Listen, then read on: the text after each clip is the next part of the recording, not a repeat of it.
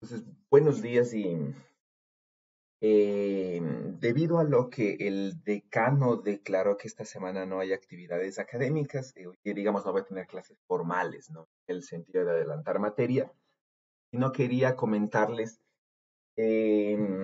justamente empezar por esto de la resolución de la evaluación, ¿no? Entonces, bueno, había dos problemas, sí. El primer problema se trataba de justamente este cascarón, ¿no? O bueno, eran dos cascarones metálicos, eh, en los cuales, ¿no es cierto? Nosotros teníamos un cascarón metálico, digamos aquí, y otro cascarón con una cierta distribución, ¿no? De potencial acá adentro, ¿ya? El interior de radio A, el exterior de radio B, ¿no? Y se trataba de encontrar la solución entre A y B, justamente entre los dos cascarones. Entonces, una propuesta de solución podría ser esta, ¿no? Y es que nosotros analizamos esta zona entre A y B, básicamente lo que nosotros tenemos es una zona limitada por dos fronteras. Sí, entonces como esta zona del espacio está limitada por dos fronteras, realmente el potencial en esta zona de aquí entre A y B no necesita de nadie más para ser determinado. Sí, es decir, el potencial en uno y el potencial acá afuera, que sería 3, no sería necesario determinar. ¿Ya? Ya que nosotros básicamente podríamos decir que en la zona uno y en la zona 3, ¿no es cierto? Acá afuera, fundamentalmente no influyen en la zona 2, porque sin importar lo que suceda acá en la zona 1 o en la zona 3, la zona 2 tiene sus condiciones de frontera que son invariantes. De alguna forma se mantiene este potencial conectado a tierra, ¿no es cierto? Y de alguna forma se mantiene este potencial con esta distribución en teta y en phi. ¿Sí? Sin embargo, como, bueno, ejemplo, ¿no? Les he puesto la solución en las tres zonas. En la zona 1, sí, obviamente habría que plantear la ecuación de Laplace en coordenadas esféricas y sabríamos que cero es una parte integral de la zona 1. Y eso quiere decir, ¿no es cierto?, que de la solución de Laplace en coordenadas esféricas, de manera general, digamos, la solución más general que podríamos poner es esta, ¿no?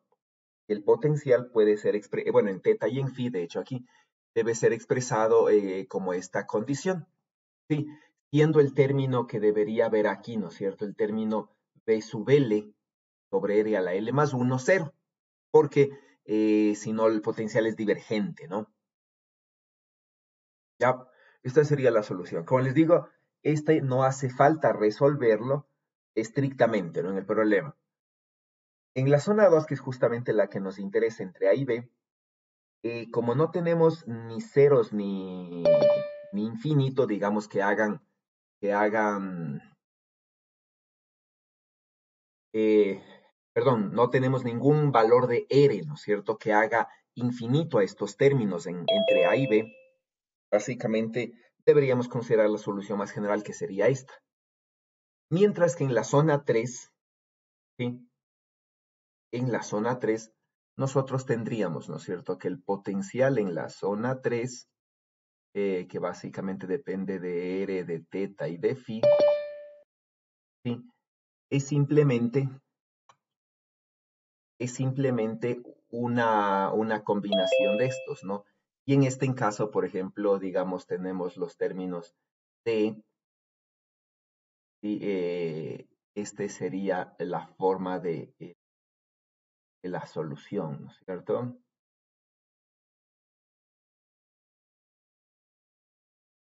Ya, esa va a ser la forma de la solución en la zona 3.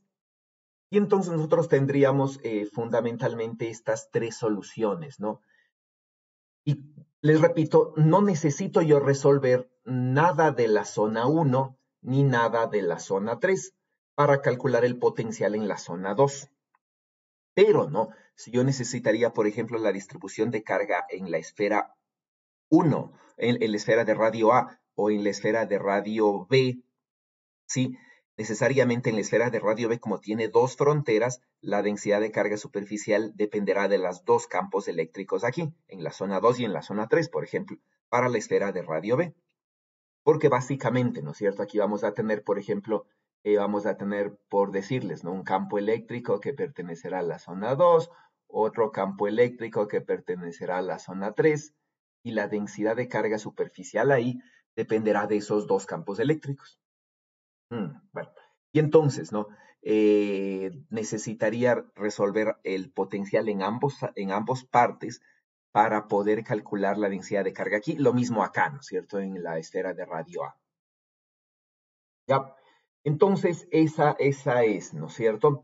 Ahora, en la zona 2, que es la que me interesa, básicamente yo tendría dos fronteras, ¿no? La frontera de radio A, entonces en la frontera de radio A el potencial debe ser el mismo, ¿no?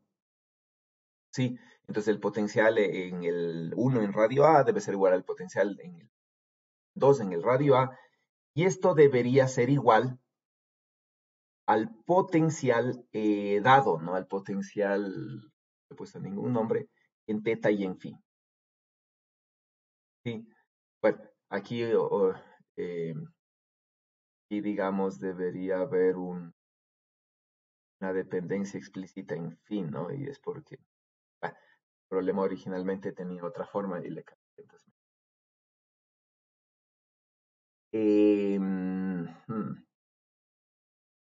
así debería ser, ¿no? Y entonces, cuando hacemos esta igualdad, básicamente vamos a igualar, ¿no es cierto? Los potenciales en A, los potenciales en B, y esto a una función conocida de B teta phi. ¿Sí? Y naturalmente, en esta relación, como esta es una serie infinita, estos, estos términos, digamos, que ya son constantes, por la ortogonalidad, ¿no es cierto?, entre los diferentes armónicos esféricos, todos los términos de aquí del mismo y sub Lm deberían ser igual a todos los términos de acá del mismo y sub Lm, y igualando término por término nos va a salir esta relación. Esto de la una frontera, ¿no?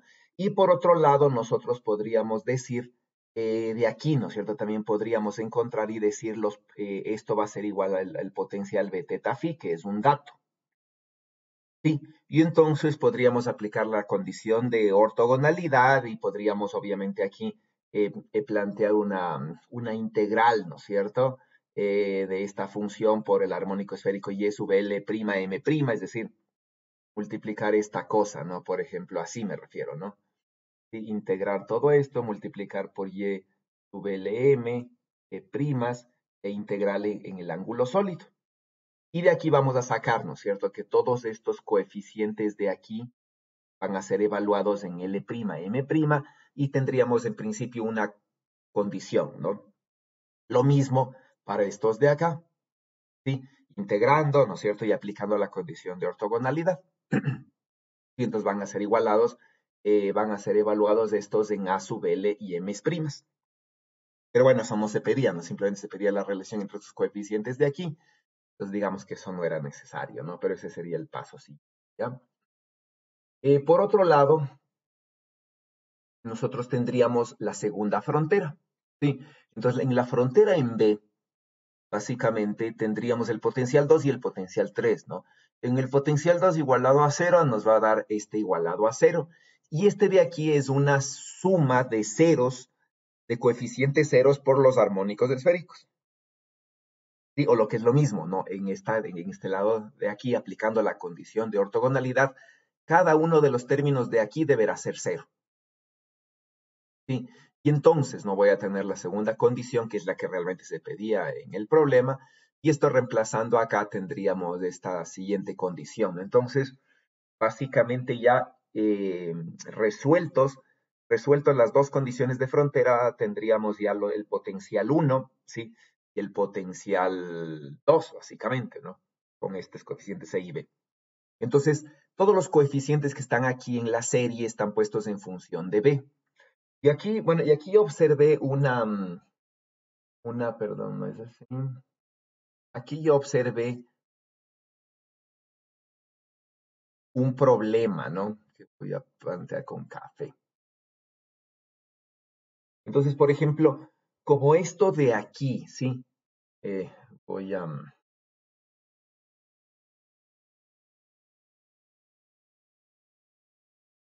Como esto de aquí, ¿no es cierto? Se iguala a la sumatoria, ¿sí?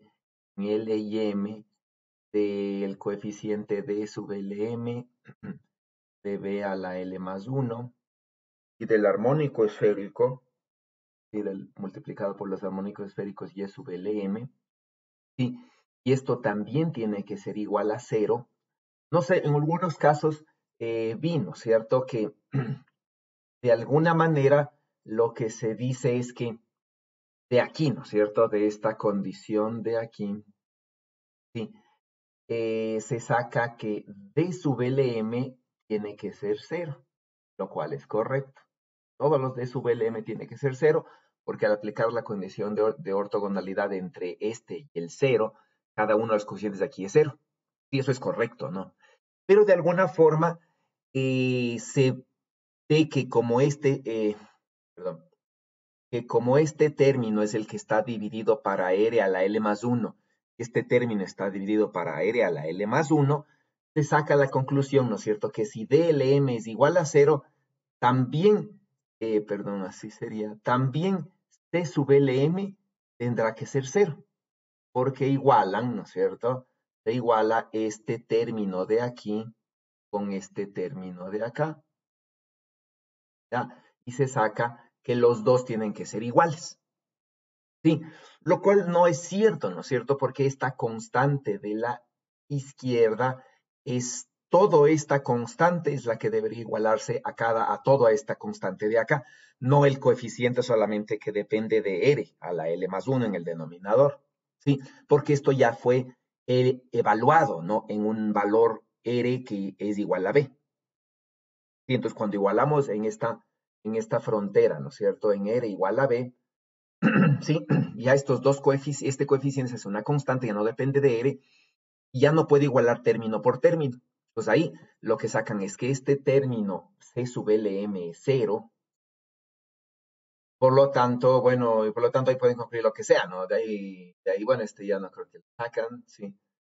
Simplemente les queda una relación así, ¿no? Entonces hacen cosas así, ¿ya?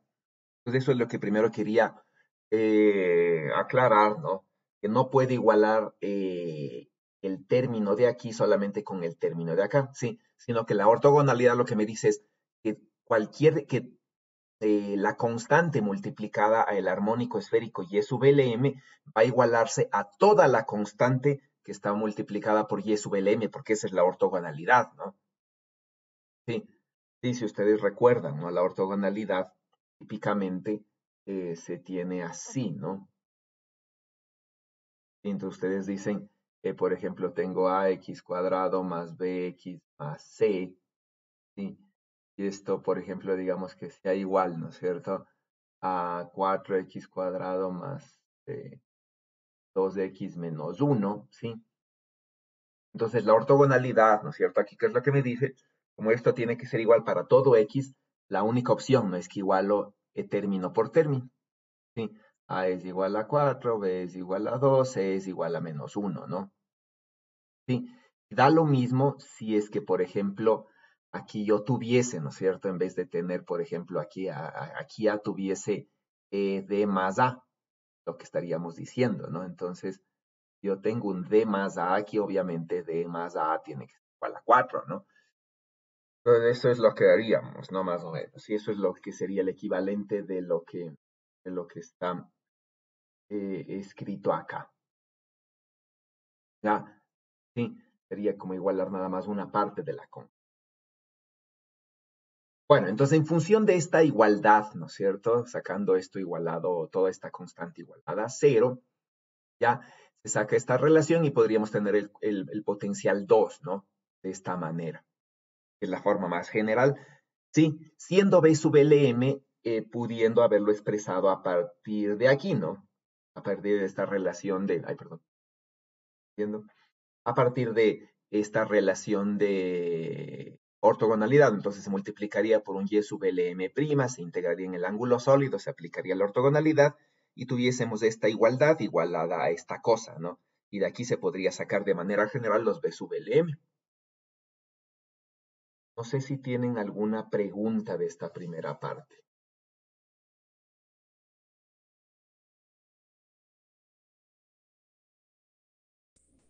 Profe, y para resolverlo con las funciones de Green. Bueno, esa solución sería diferente, ¿no? Pero usted creo que fue el único que planteó con Green y lo que hizo estaba bien, ¿sí? Porque básicamente usted tenía condiciones de frontera en la cual se conoce aquí el potencial. Y entonces las funciones de Green que tengo que sacar, ¿no es cierto? Son las cuales la derivada de la función de Green con respecto de la normal tiene que ser cero. Ah, perdón, es al revés, ¿no es cierto? Esa es conocida, ¿no? Entonces, sí, entonces ahí, por ejemplo, no le tengo a la mano esa frase, sí. Pero bueno, básicamente lo que usted hizo estaba bien. Sí, de hecho todo estaba bien, no creo que tuve ningún error. Sí, pero me quedé a medias y quería ver cómo se hacía la parte B y C. Bueno, el problema ahí de la función de Green es que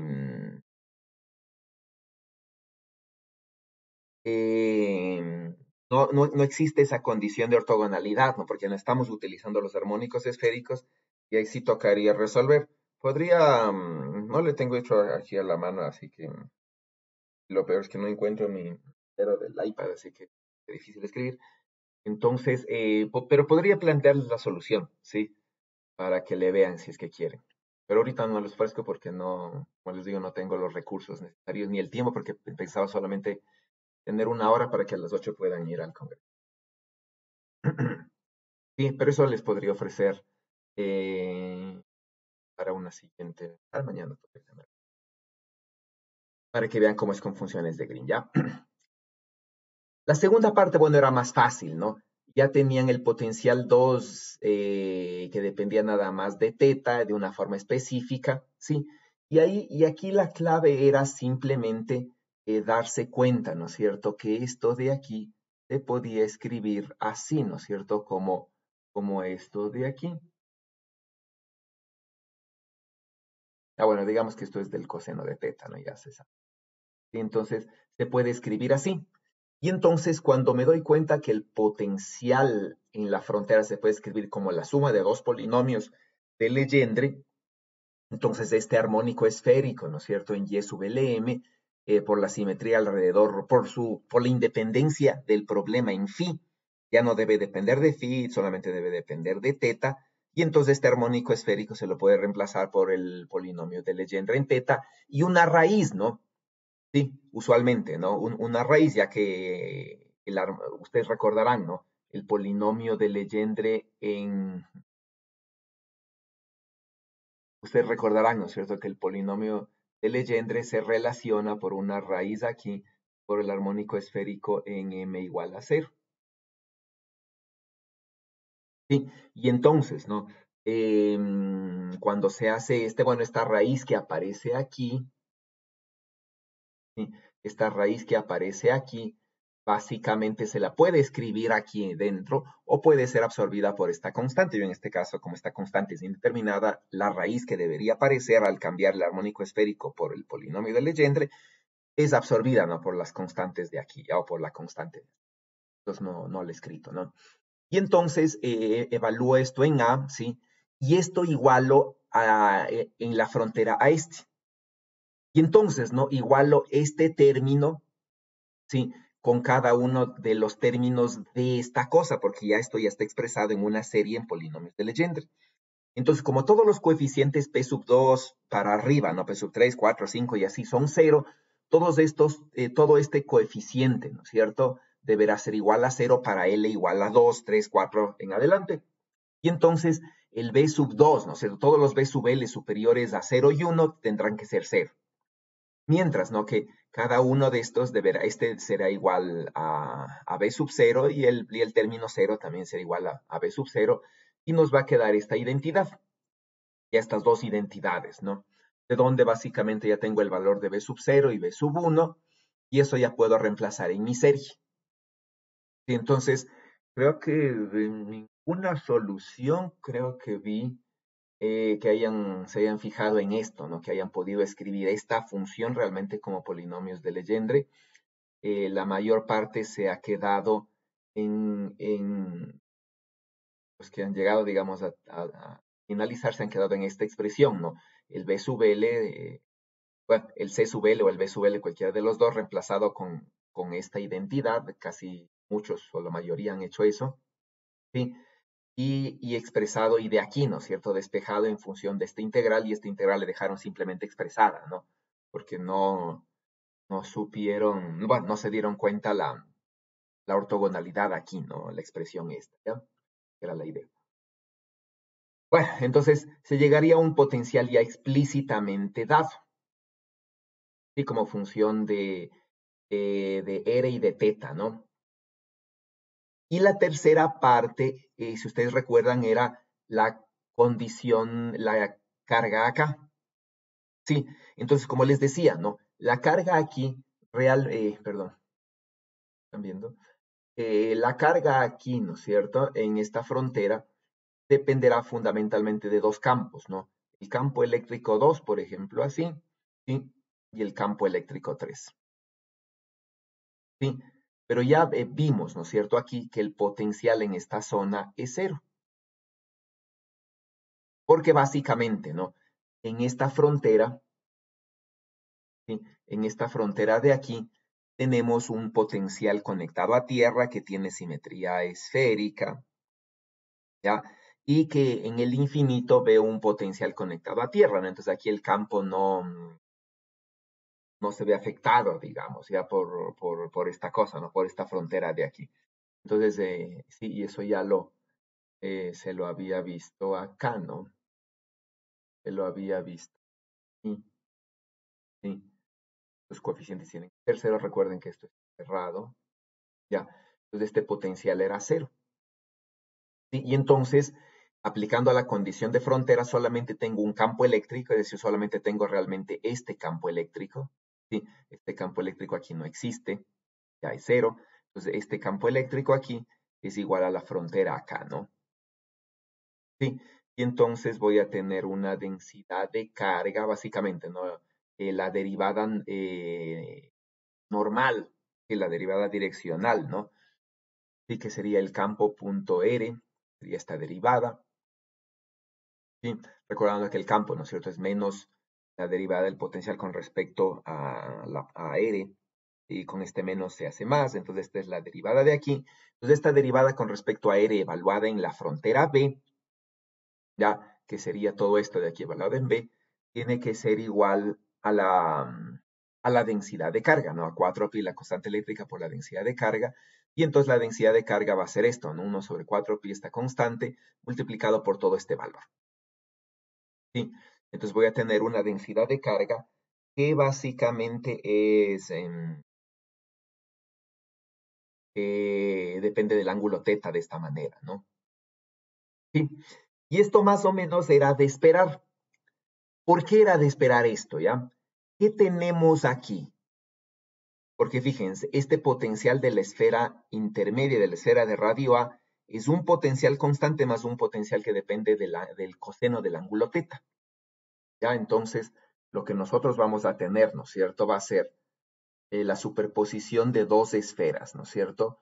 Una esfera con un potencial constante, ¿sí?, superpuesto a una esfera que depende del coseno del ángulo teta. ¿Sí? Eso es lo que voy a tener, ¿no? Entonces, una esfera con potencial constante lo que me genera es, ¿sí?, es un campo eléctrico radial, ¿no es cierto? Porque aquí afuera, aquí en ambos casos afuera, voy a tener una esfera conectada a tierra.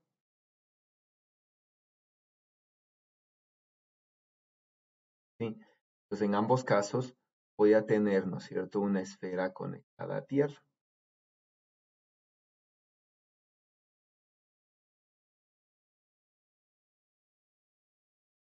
¿Sí? Y entonces, digamos que voy a tener algo así, ¿no? Y entonces, en el un caso voy a tener un campo eléctrico radial, ¿sí? Entonces aquí, ¿no es cierto?, en esta primera parte voy a tener simplemente un campo eléctrico radial. Sí, porque es un potencial constante, una diferencia de potencial que aquí es V sub 0 y aquí es un potencial 0. Y eso me da un campo eléctrico radial. ¿Qué es este, no? Que sería este primer término, digamos, ¿no? Sí, que sería, que sería toda esta parte, ¿no? Cuando haga el gradiente del, ay, cuando haga el gradiente del campo eléctrico, ¿no es cierto? Bueno, la constante que está aquí se hace cero y este gradiente que está aquí me sale un campo eléctrico radial. Sí, y aquí del gradiente de aquí, ¿no es cierto? De estos dos de aquí, ¿sí? Me sale un campo que depende del ángulo, ¿no? De teta. ¿Y eso por qué se va a dar? Sí, básicamente aquí yo tengo un potencial que depende del coseno del ángulo teta. Eso quiere decir, ¿no es cierto?, que en esta zona será, por ejemplo, positivo y en esta zona de acá abajo será negativa. ¿Ya? Y entonces aquí yo voy a tener una especie de campo eléctrico dipolar, ¿sí? Pero que va a estar afectado por la esfera exterior que está conectada a Tierra. Ya, y entonces toda esa superposición es esta segunda parte, ¿no? Que básicamente me da una especie de campo eléctrico dipolar de este término, bueno, y superpuesto a esta cosa que depende de un campo eléctrico. Sí, si se fijan, ¿no es cierto? R coseno del ángulo teta, todo esto de aquí, ¿no es cierto? R coseno del ángulo teta, esto es Z, ¿sí? Y entonces el gradiente con respecto de Z me va a dar un campo eléctrico así, uniforme así. ¿Sí? Y entonces tienen un campo eléctrico uniforme que les da este primer término, ya uniforme en Z, ¿no es cierto? Uniforme paralelo eje Z, al eje Z que les da este primer término, y este segundo término les da un campo eléctrico dipolar. Y es lo más o menos esperado, ¿no? ¿Está claro?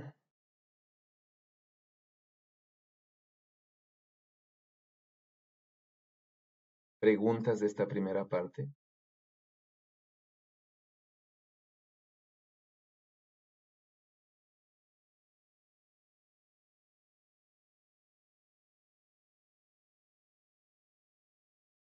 Bueno, eso era lo que primero tenían que hacer, ¿no?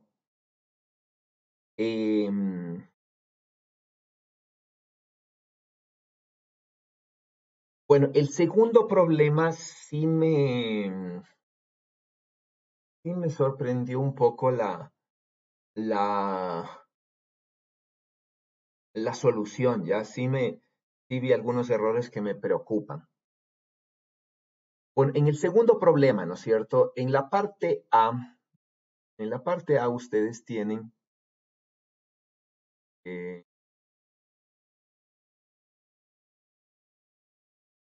ya, en la parte A, ¿no es cierto? Nosotros tenemos algo así, ¿sí? Entonces tenemos un cilindro infinito con una densidad de carga superficial o lineal, ¿no? Como quieran verle, ¿no? Una densidad de carga lineal. Sí. Entonces, básicamente lo que nosotros podemos hacer es resolver esto por ley de Gauss. Ya entonces nosotros podríamos coger, ¿no es cierto?, una superficie de Gauss, que digamos más o menos sea esta de ahí, y ahí entonces, en esa superficie de Gauss, ¿no es cierto?, plantear nosotros la solución del problema, ¿sí? Y entonces nos quedaría más o menos así, ¿no? Y entonces en esa superficie de Gauss el campo eléctrico va a ser radial, ¿sí? El campo eléctrico va a ser radial, y ahí entonces solamente va a fluir hasta a través de la superficie lateral. Y esa es la solución, ¿no? Porque estamos hablando en la parte A, dice, encuentra el campo eléctrico estático, entonces se supone que no nos interesa el campo eléctrico inducido por la variación del campo magnético, solamente nos interesa el campo eléctrico estático. Y entonces ahí simplemente ustedes tenían que aplicar Gauss, ¿no es cierto? Y van a tener dos zonas, ¿no? Una zona interior, digamos, una zona interior, ¿ya? Y una zona exterior. En la zona interior, por la simetría, si aplican Gauss, aquí no tienen campo eléctrico, ¿sí? Y mientras que en la zona exterior, ustedes tienen, ¿no es cierto?, que el campo eléctrico, ¿sí? Ustedes tienen que el campo eléctrico fluye a través de la superficie lateral, y la superficie lateral es 2pi por el radio por la altura, ¿sí? Siendo naturalmente este el radio, ¿no es cierto?, y esta la altura, y esta la altura. Y entonces, esa es la superficie lateral. Y eso depende, ¿no es cierto?, linealmente de la carga eléctrica encerrada, ¿sí? Y la carga eléctrica encerrada es la densidad de carga por el área de la superficie donde hay carga. Y la superficie donde hay carga es esta, ¿no es cierto? Es la superficie en color azul, ¿sí? Que sería justamente un cilindro, ¿sí? De radio R, ¿cierto? Siendo este el radio R, ya, aquí voy a tener lo mismo. Voy a tener básicamente un cilindro que va a estar entre este punto y este punto. Ya, y entonces en ese cilindro que estaría limitado, ¿no? Por este círculo de color verde arriba, por el círculo de color verde abajo y por la superficie lateral, aquí, ¿no es cierto? De la de color azul que estaría aquí. Entonces, toda esa es la carga encerrada, ¿sí? Y esto es lo que ustedes van a tener, ¿no? Y de aquí, entonces, simplemente podríamos tener que, bueno, obviamente 2πh se simplifican, ¿ya? Y podríamos tener que el campo eléctrico en la zona 2, esto, es igual, ¿no es cierto? Bueno, a una constante aquí, en cualquier sistema que hayan hecho, la densidad de carga, el radio sobre el radio. ¿Sí? Eso es lo que ustedes tienen para el campo eléctrico en la zona 2.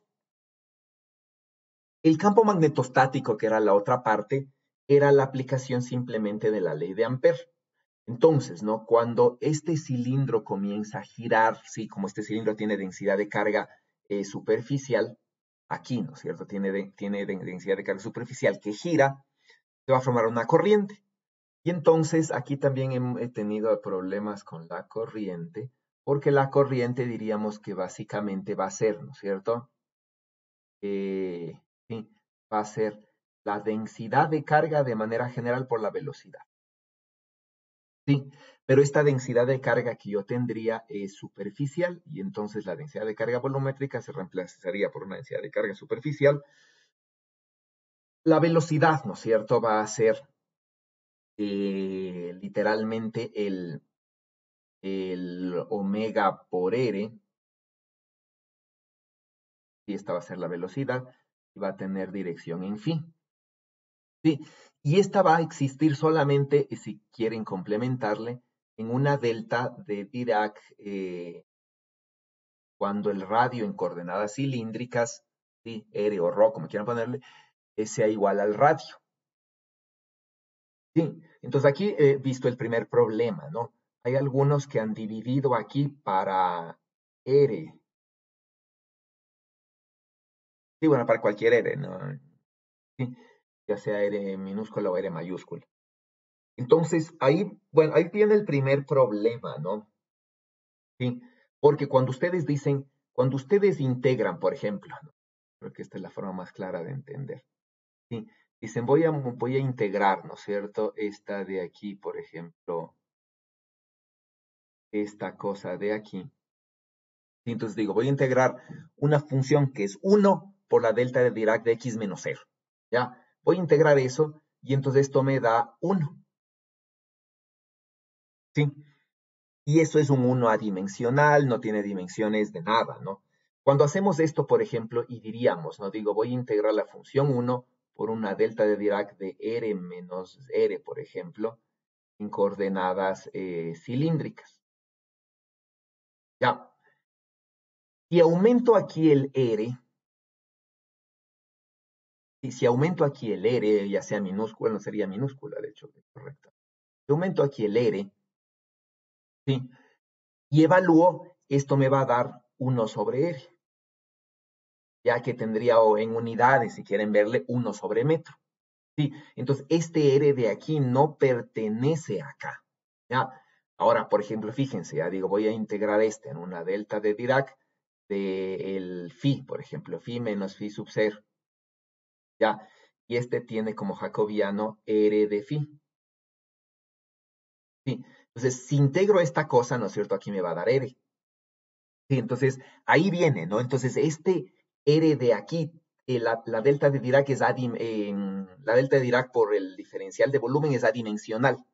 ¿Sí? Y este tiene dimensiones de distancia. Entonces, aquí es donde yo necesito poner entonces el dividido para R para que este se simplifique con este y este siga siendo 1. Ya, entonces, ¿no? Este R del jacobiano que aparece, la delta de Dirac, realmente viene asociado al diferencial de phi, no al diferencial de R. ¿Sí? Para que se simplifiquen estas partecitas, ¿no? El delta de Dirac por el diferencial respectivo sea dimensional. Ya igualito que acá. ¿Sí? Ese es un error que algunos han cometido, ¿no? Y aquí le han puesto un R minúscula o mayúscula, pero igual no debería ir, ¿no? Sí, bueno, entonces, estrictamente hablando sería así, ¿no? Eso es lo que debería ser correcto. Ya, y entonces esto se transforma en un solenoide. Voy a borrar esto. Y esto se transforma en un solenoide. ¿Sí? Y entonces ustedes tienen básicamente el campo eléctrico de un solenoide. Sí, y entonces, ¿no? Cuando la corriente está circulando en esa dirección, el campo magnético va solamente dentro del solenoide, ¿no? Ya, y aquí viene la aplicación de la ley de Ampère. Entonces ahí es otro problema que muchos han tenido, ¿no? Porque al aplicar la ley de Ampère, sí, lo que se tiene que tener es esto, ¿no? Ustedes dicen, tengo la integral, si tengo la circulación del campo, ¿ya? En un contorno, ¿no es cierto? Y tengo que esto es igual al 4pi, la constante alfa que hemos definido, por el flujo, ¿no es cierto? Perdón, no es cerrada, por el flujo de la densidad de corriente a través del área. Sí. Y entonces, ¿no? Aquí lo que ustedes necesitan es dos cosas, ¿no? Necesito un contorno en el cual el campo magnético sea constante a lo largo del contorno y que limite una superficie por la cual pueda fluir, ¿sí? La corriente. Entonces aquí viene un problema que algunas personas han puesto, por ejemplo, esta como contorno, ¿sí? Y entonces aquí obviamente le sale, ¿no es cierto? Aquí le sale el campo magnético, ay, aquí le sale, ¿no? Pongámosle así, el campo magnético por el 2pi r, diciendo R el radio de circunferencia en color rojo. Y entonces ahí tienen un problema, ¿no? Porque esta superficie de aquí, este contorno de aquí, y la superficie que sería la circunferencia, el círculo más bien dicho, ¿no es cierto? No tiene ninguna corriente que lo atraviese, porque la corriente es paralela, ¿no? Entonces la corriente viene en esta dirección y la superficie está aquí, y este flujo sería cero. Lo único que me diría esta ecuación es que la circulación del campo así, en esta dirección, es cero, lo cual es lógico, ¿no?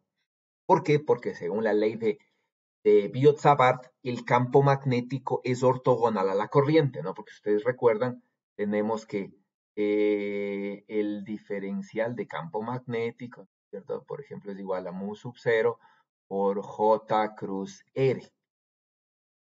Sí, pongámosle, bueno, pongámosle un R, ¿no? Así, sobre R cubo. Ya. Y entonces aquí, ¿no es cierto? El campo magnético, ¿sí? Este campo magnético es ortogonal, ¿no es cierto?, a la densidad de corriente y a esta posición, que es la posición relativa entre el punto donde está la densidad de corriente hasta el punto donde voy a calcular el campo, ¿no? Recuerden esa R, ¿no? La R habíamos dicho, la R más bien dicho es igual a R menos prima, ¿no? Que habíamos dicho, ¿no es cierto? Sí, y entonces lo importante aquí de destacar es esto, ¿no? El campo magnético es ortogonal a la corriente. Entonces, si la corriente está circulando así en esta dirección, ¿no es cierto?, sobre la superficie del cilindro, el campo magnético tiene que ser ortogonal, es decir, tiene que estar en el eje Z, básicamente, tiene que estar para el eje Z. Y entonces yo necesito un contorno, ¿no es cierto?, que vaya prácticamente paralelo al eje Z. ¿Sí? Y entonces el contorno que se elige es este, ¿no? El contorno que usualmente se elige es uno así, ¿sí? Es uno así, por ejemplo, en donde yo voy a tener naturalmente un contorno, por ejemplo, elijo esta medida del contorno, ¿ya? Y entonces sobre ese contorno voy a elegir, ¿no es cierto?, que aquí va a circular el campo magnético, ¿sí? Y entonces, ¿no? A lo largo de esta línea no hay circulación del campo porque el DL, ¿sí? El DL está hacia acá, el campo magnético por la ortogonalidad tiene que estar hacia allá. Y entonces obviamente aquí el producto punto es cero, lo mismo en la línea inferior, ¿no es cierto? El DL va para acá, el campo magnético para arriba, ¿no? Hay ortogonalidad, ¿ya? Aquí en cambio existiría un B.dl, pero aquí en cambio lo que se asume es que el B es cero. ¿Sí? ¿Por qué? Porque, ¿no es cierto?, bueno, esto se ve, ¿no es cierto?, que para una espira existe campo magnético en el eje, entonces para muchas espiras va a existir campo magnético en el eje, y como este es un solenoide infinito, el campo magnético sigue buscando por dónde salir hasta que se va al infinito, ¿sí? Y viene del infinito. Ya, entonces nunca logra salir, ¿no? Nunca logra hacer esto, ¿sí? Porque el solenoide es infinitamente largo. Ese es el supuesto que hacemos. ¿Ya? Y entonces en este contorno la única circulación que existe es en este lado. Y entonces esto no existe, ¿no es cierto? Y simplemente lo que se tiene es que todo el, toda la circulación del campo, ¿sí? Solamente se da en este punto de aquí, es B por L, ¿sí? Siendo L esta, esta longitud, ¿no es cierto? Siendo L esto. Entonces lo que les queda, ¿no es cierto?, es P por L, y por otro lado eso va a ser igual, ¿no es cierto?, a toda esta constante de aquí, pongámosle en el sistema internacional. Sí, digamos que esto sea en el sistema internacional, mu sub 0, ¿no es cierto?, por J.ds. Ya, y ahí viene otro problema, ¿no es cierto?, que es este, ¿no? Viene otro problema que es este.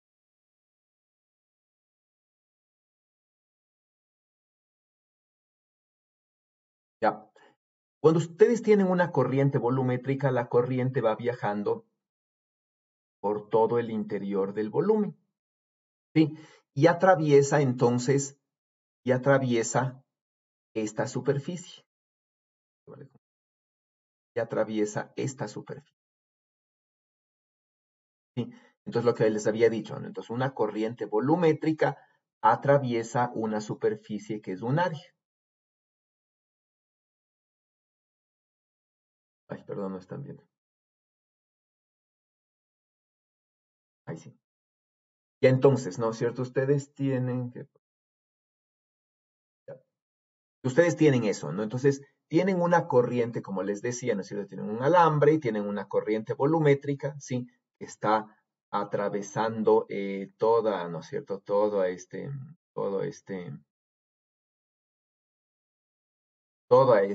superficie, ¿no? Entonces, la corriente volumétrica, ¿sí?, atraviesa un área, ¿sí?, que es esta de aquí. De hecho, la densidad de corriente volumétrica, si ustedes se fijan en unidades, son amperios sobre metro cuadrado. ¿Sí? De manera, ¿no?, que cuando multiplico por la unidad de área, que es amperios, me da la corriente. ¿Sí? Esto integrado me da la corriente total que me da en amperios. ¿Ya? Y entonces, ¿no?, cuando ustedes tienen, por ejemplo, una corriente superficial, digamos que esta sea, ¿no es cierto?, la corriente superficial que viene solamente sobre la superficie, ¿sí?, y ustedes ponen, por ejemplo, una,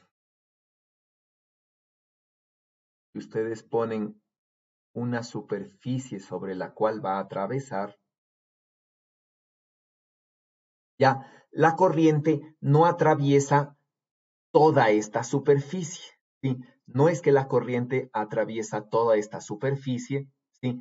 No hay tal, ¿no es cierto?, porque no existe corriente sobre toda esa superficie, sino que la corriente nada más atraviesa sobre esta superficie de aquí, sobre esta línea, de hecho, atraviesa. ¿Sí? Y entonces, ¿no?, cuando yo digo, esta es la corriente superficial que le voy a llamar K, y aquí yo tengo mi diferencial de área, ¿sí? Digamos que va a ser este, ¿no es cierto?, mi diferencial de área. Sí, cuando yo hago el producto punto entre K punto ds, ya no quiero escribir. Cuando hago el producto entre K punto ds, ¿no es cierto?, esto me va a quedar simplemente el módulo de K, ¿no es cierto?, vámonos, sí, me va a quedar, ¿no es cierto?, el módulo de K, el módulo de ds, que son paralelos, y sí, y eso, ¿no? Ya, y de toda esta de aquí, recuerden, fuera de esta línea, ¿sí?, no hay corriente que atraviese por aquí ni por acá, porque esta es una corriente superficial. Y entonces, ¿no?, toda esta cosa va a estar multiplicada por una delta de Dirac, donde realmente está la corriente, ¿sí? Y esta delta de Dirac va a ser solamente evaluada en la línea de color café por donde atraviesa. Y eso quiere decir, ¿no es cierto?, que en vez de tener yo un KdS, lo que realmente tengo aquí yo es un K punto la normal, ¿sí?, que es heredada, es decir, si yo digo el diferencial de S, es, ¿no es cierto?, tiene dirección normal, ¿ya? Es esta dirección de aquí. Esa es la dirección normal, ¿sí? Y tiene como tamaño ds. Y entonces, ¿no?, cuando hago la multiplicación justamente que está acá, ya, entre el K, el ds y la delta de Dirac evaluada en la línea, esto es como escribir esto, ¿no? Es como decir, yo tengo la misma dirección normal del ds, pero como tamaño de L, ¿sí? Porque el área, ¿no es cierto?, el diferencial de área que está aquí, por la delta de Dirac en la línea, a este ds le transforma en este dl, mientras que la dirección sigue manteniéndose. Y entonces este sería un dl especial, ¿no es cierto?, que tiene como tamaño, ¿sí?, tiene un pedacito de este dl, ¿ya? Pero como dirección, sigue teniendo la dirección normal. Pues no es el típico dl, ¿no es cierto?, que yo digo, esta es una línea, ¿no es cierto?, y aquí yo pongo el dl que está en esta dirección, ¿sí? No es ese dl, ¿ya?, sino es un dl que tu dirección la hereda del diferencial de área, ¿ya? Y este es el problema, ¿no? Entonces, porque, ¿sí?, si ustedes plantean esto, dicen la densidad de corriente, K, ya tiene unidades de amperio sobre metro, ¿sí? De forma que cuando le multiplico por el dl, ¿no es cierto?, que está...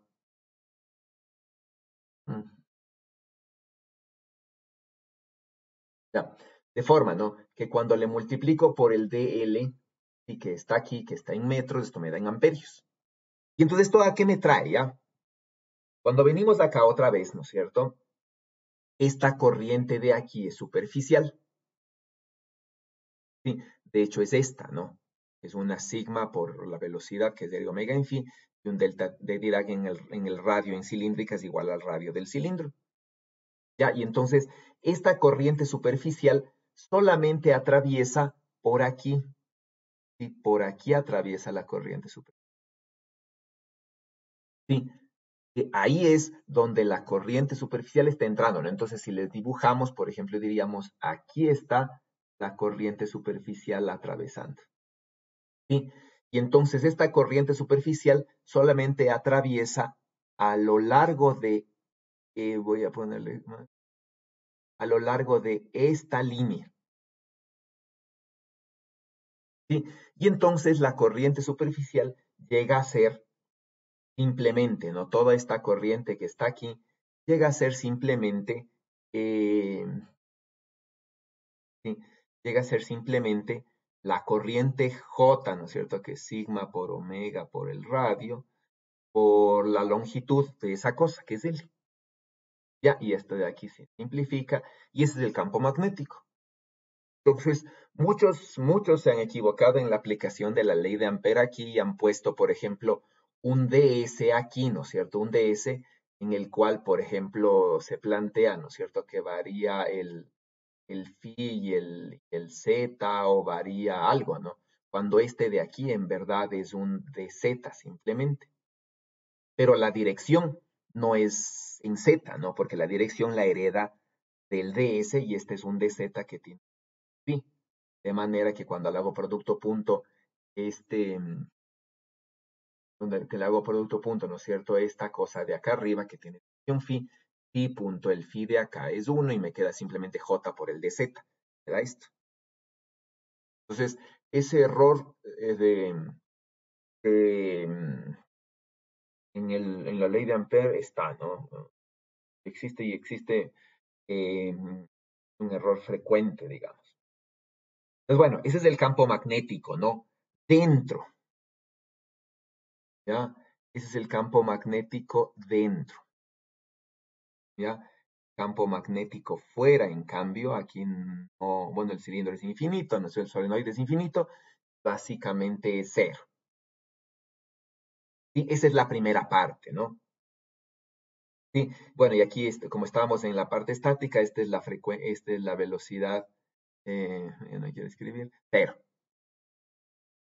Sí, ese es el literal A. Entonces ya tengo el campo electrostático que calculo, ¿no? Por ley de Gauss, ¿sí?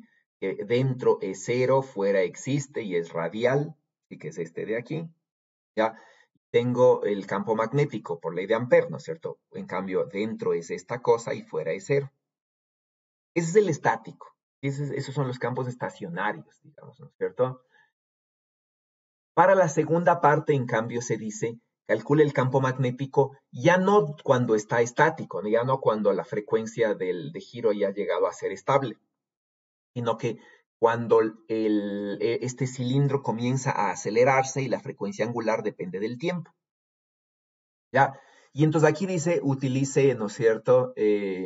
Aquí hay que utilizar la condición de que el incremento de la velocidad es muy lento y se puede utilizar condiciones cuasi magnetostáticas. Es decir, básicamente es la misma ecuación, ¿sí?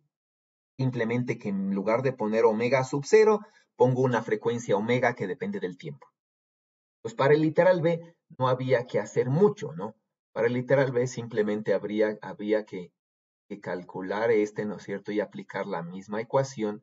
Y entonces el campo magnético que depende del tiempo en la zona interna es exactamente igual, ¿no es cierto? Mu sub 0 por sigma por R, pero por un omega que depende del tiempo. Y esta es la condición cuasi magnetostática. Pues, ¿qué es lo que me dice esa condición, no es cierto?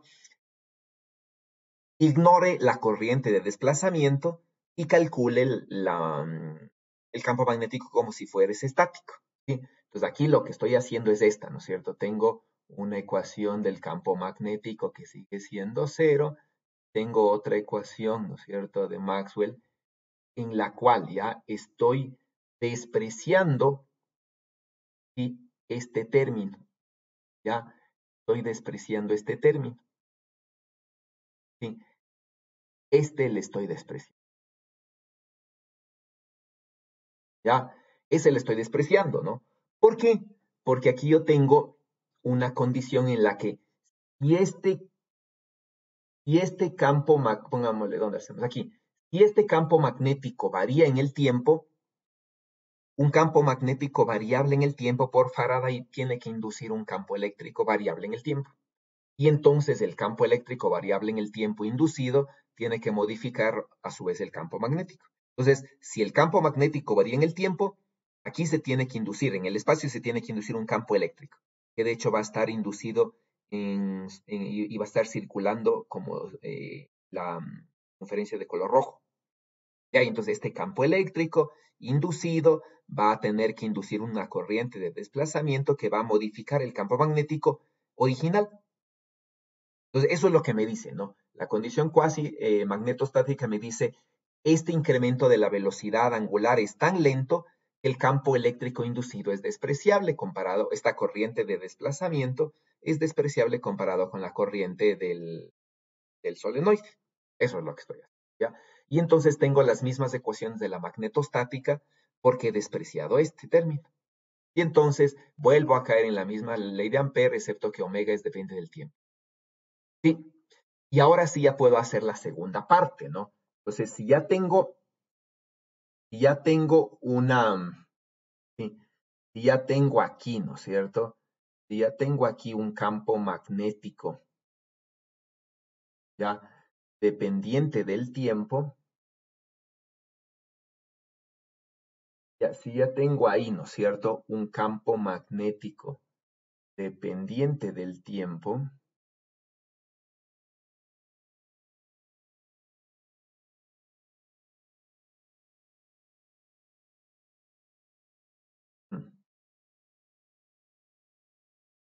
si ya tengo un campo magnético aquí dependiente del tiempo, ¿sí?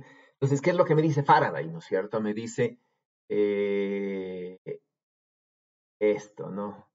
Trabajemos igual en el sistema internacional. ¿Sí? ¿Qué es lo que me dice Faraday? No me dice la circulación del campo eléctrico, ¿sí?, es igual a la variación en el tiempo del flujo del campo magnético. Y entonces, ¿qué es lo que necesito aquí? Igualito que antes, necesito un contorno y una superficie limitada por el contorno. ¿Ya? Y por esta relación, por este producto cruz que está aquí, ¿no es cierto? El campo eléctrico es ortogonal al campo magnético. Entonces, si el campo magnético está en Z, ¿sí?, yo este contorno donde está circulando el campo eléctrico tiene que ser ortogonal. Eso es lo que me dice Faraday, ¿no?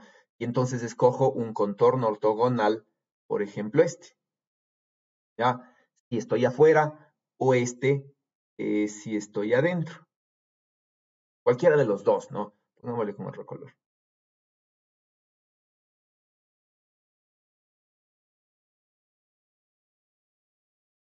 Ahí, ya, así. Entonces, escojo el color rojo, escojo el color verde, dependiendo si es fuera o dentro. ¿Sí? Si es fuera, ¿no es cierto? Si estoy afuera, pongámosle con negro.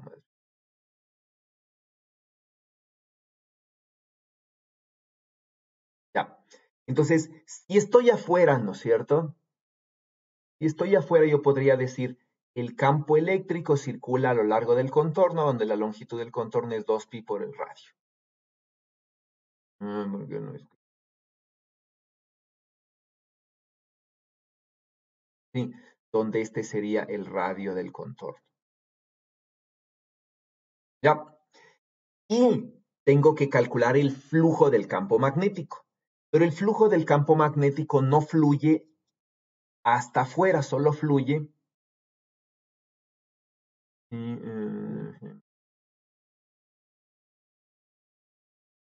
Ya, solo fluye, ¿no es cierto?, hasta ahí. Solamente fluye hasta la línea punteada que está ahí. Sí, hasta ahí fluye. Y entonces el flujo del campo magnético solamente existe, ¿no es cierto? Hasta, ¿no es cierto?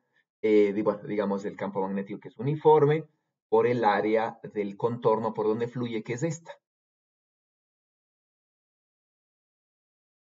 Sí, eso en el exterior, ¿no es cierto? Entonces el flujo solamente se da hasta la línea de color azul punteada. Mientras que si estoy en la solución interna, ¿sí? El campo eléctrico en la inducido, ¿no es cierto? Que no raya. El campo eléctrico inducido, ¿no es cierto? Me va a dar 2pi por r, ¿sí? Siendo el radio ahora de la circunferencia en color café, pero este me va a dar así, ¿sí? El flujo va a ser aquí, solamente en el área de la circunferencia de color café, que en este caso coincide con el área, con el radio del contorno, ¿sí? Porque es un contorno que está dentro y todo este contorno de color café va a ser atravesado por el campo magnético, todo el contorno, ¿sí? Mientras que en el cilindro de color negro, en la circunferencia de color negro, solamente el área punteada va a ser atravesada. No importa qué tan grande sea la circunferencia de color negro, el flujo es solamente hasta el área punteada. ¿Qué pasa? Sí, es solamente hasta el área punteada. ¿Ya? Es solamente hasta, hasta acá. ¿Ya? Solamente hasta ahí es el flujo, ¿no? Y entonces ahí se tiene, ¿sí? Ahí se tiene estas dos ecuaciones. ¿Sí? Entonces, existe campo eléctrico inducido fuera, ¿ya? Y existe campo eléctrico inducido dentro. Entonces, ¿cuál me interesa aquí para la segunda parte? ¿Sí? Me interesa, eh, ¿no es cierto? Sí. Bueno, entonces, cuando calculo esta cosa, sí hay que recordar que el campo magnético, sí, hay que recordar que el campo magnético era mu sub 0, sigma, era, ¿no es cierto? Mu sub 0, sigma.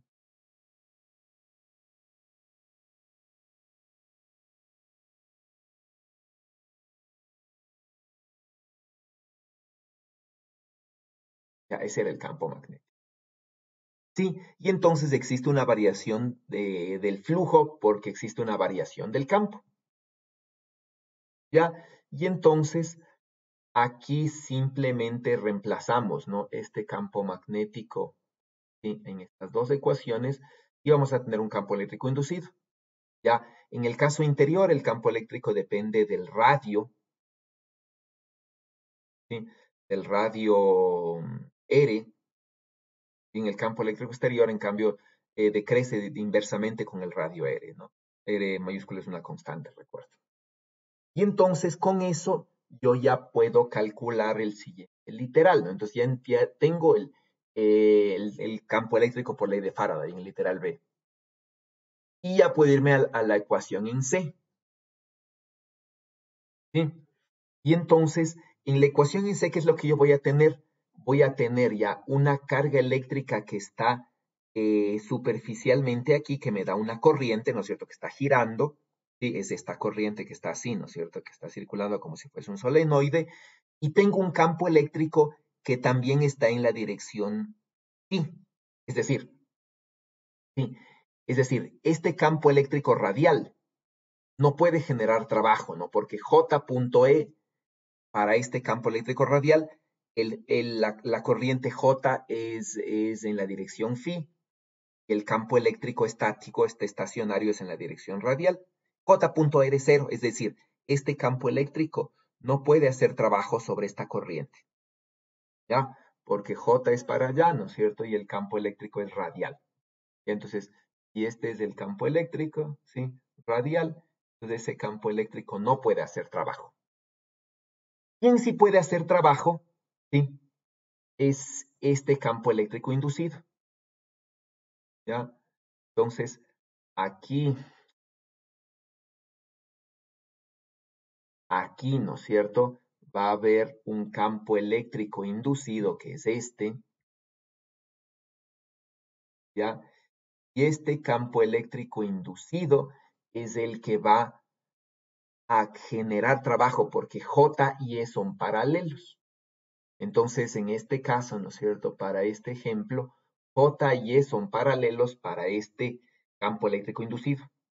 Y entonces, el único que puede hacer trabajo aquí es la corriente producto punto del campo eléctrico. Y entonces, como esa es una condición de frontera, ¿no es cierto? El campo eléctrico afuera y el campo eléctrico adentro, en esta frontera no es tangencial. De hecho, ¿sí? Estas dos ecuaciones, cuando evalúe en R igual a R, mm, igual a R, ¿no es cierto? Me tiene que dar la misma ecuación. No va a importar cuál haya utilizado. De hecho, en ambos casos, ¿no es cierto? Esto me da el mismo valor. ¿Ya? Y voy a tener que el campo eléctrico inducido entonces es igual, ¿no es cierto? Aquí es igual.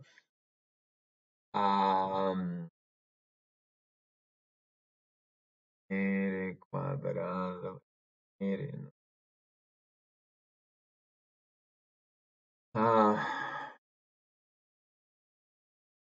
Ok. A mu sub 0 por sigma por, ¿no es cierto? Eh, el radio, ¿ya? Por la derivada de omega en el tiempo, ¿sí? Sobre 2 y por R, ¿no es cierto? Y por R.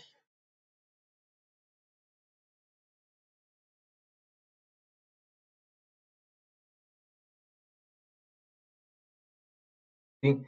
Eso es lo que me va a dar. Y ese es el campo eléctrico, ¿sí? Y ese es el campo eléctrico. Y si le añado dirección, ¿no es cierto? Este campo eléctrico, porque no rayas, amba.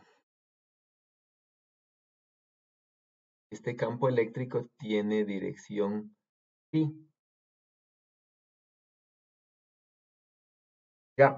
Y ese campo eléctrico con dirección en phi es el que podrá generar trabajo, ¿ya? Y entonces aquí voy a tener, ¿no es cierto? El J punto E, sería, no sé,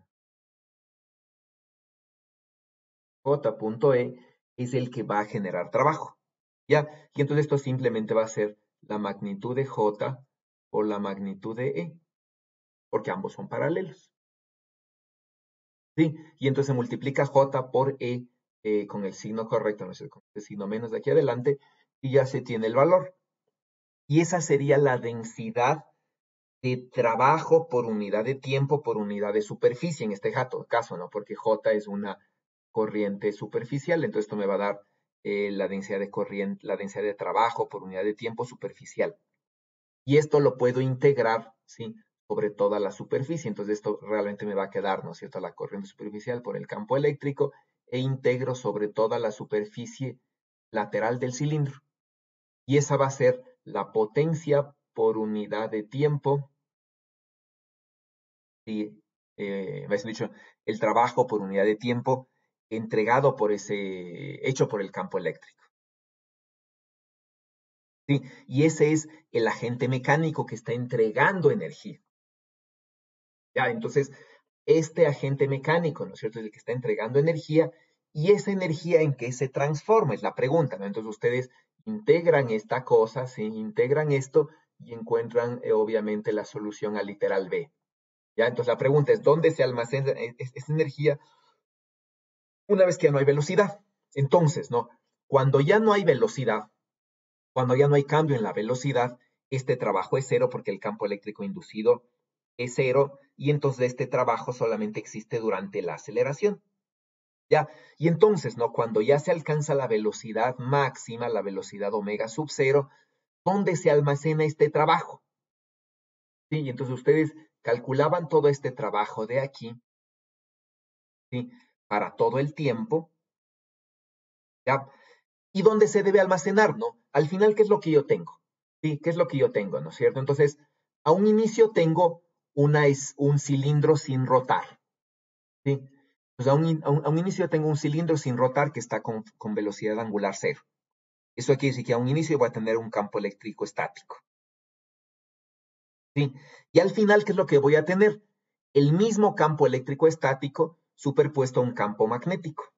Entonces, si me fijo en la diferencia, ¿no es cierto?, entre la esfera que no, el cilindro que no gira y el cilindro girando con velocidad angular omega sub cero, la diferencia es que aquí tengo campo eléctrico, ya, y acá y no tengo campo magnético, mientras que acá tengo campo eléctrico y campo magnético. Entonces, ¿qué es lo que apareció? El campo magnético.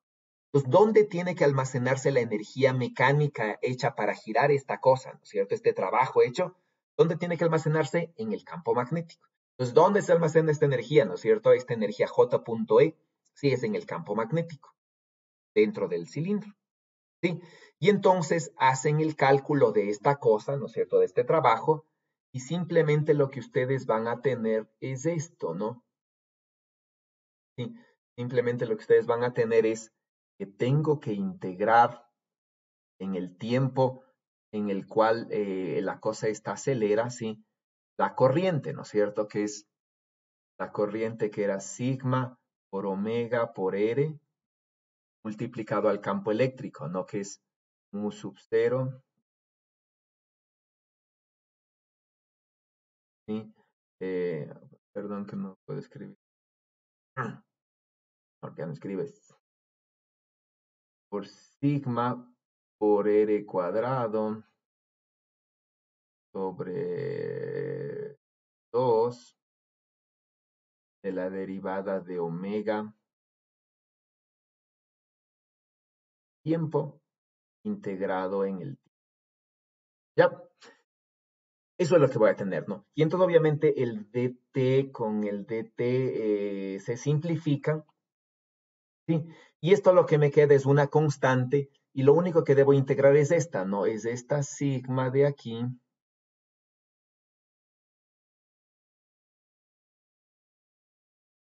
Así ni escribir, con este diferencial de omega de acá. ¿Ya? Y entonces esa cosa integro y les va a quedar naturalmente, ¿no es cierto? El menos sigma mu sub cero, bueno, sigma cuadrado, mu cero, r al cubo,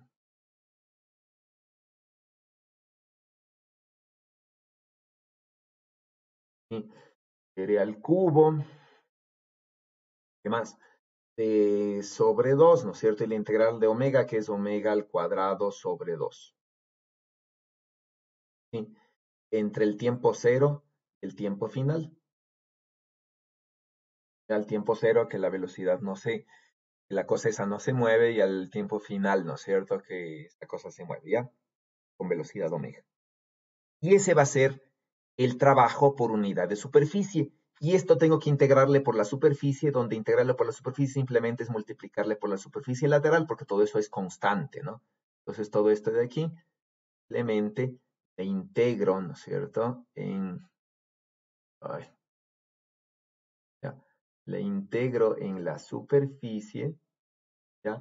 Y esto simplemente es multiplicarle por el 2pi, por el radio, por la altura del cilindro, ¿ya? Y ese es el trabajo hecho,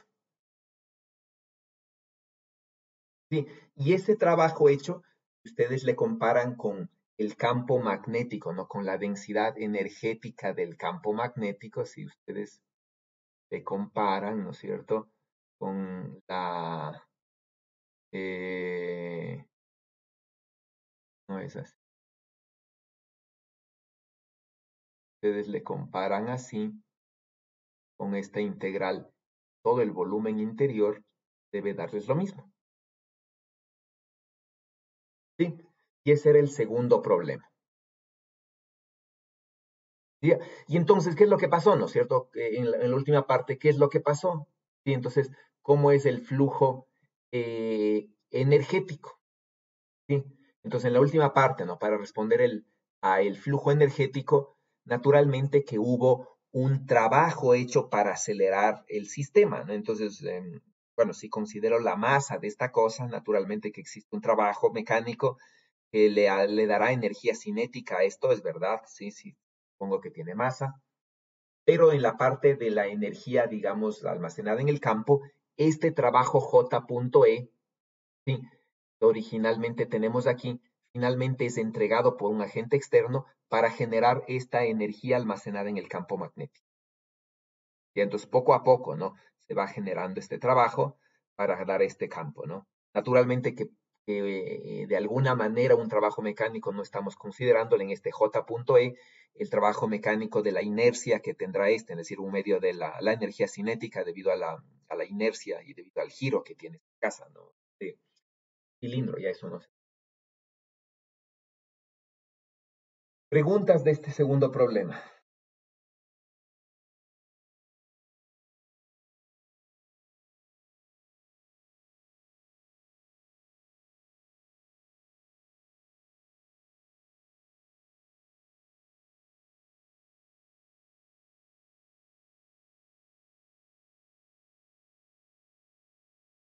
Bueno, esa era la evaluación, ¿ya?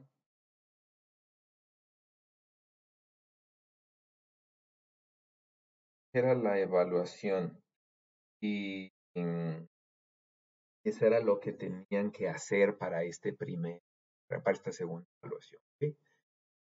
No hay preguntas entonces.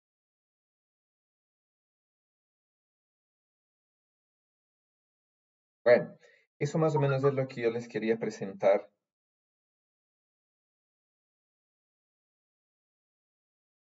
Y si no hay preguntas, bueno, quedaríamos ahí para mañana, ¿no? Mañana quisiera hacer una discusión en cambio del trabajo que ustedes que tienen que hacer de investigación, así que si no han leído, por favor, léanlo para que mañana tengan preguntas.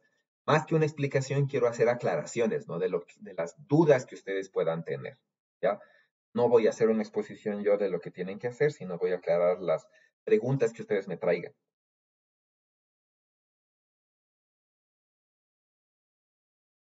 ¿Ok? Entonces, tu trabajo para mañana es, por favor, comiencen ya a revisar los dos artículos y el tema que tienen que presentar ya para esta semana, creo que es, y puedo aclararles cualquier cosa, ¿no? Entonces mañana vamos a discutir de eso. Alguien me comentó que el problema que tenía, creo que era Telmo, ¿no es cierto? Que me comentó que el problema que tenían era la parte de elipsometría. Creo que esa era una de las cosas que no les estaba claro. No sé si tienen algo más para pues, preparar algo para mañana, si es el caso.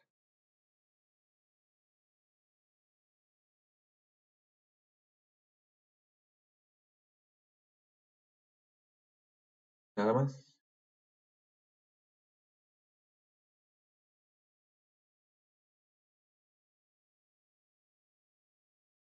Bueno, entonces nos vemos mañana, si es que no hay preguntas.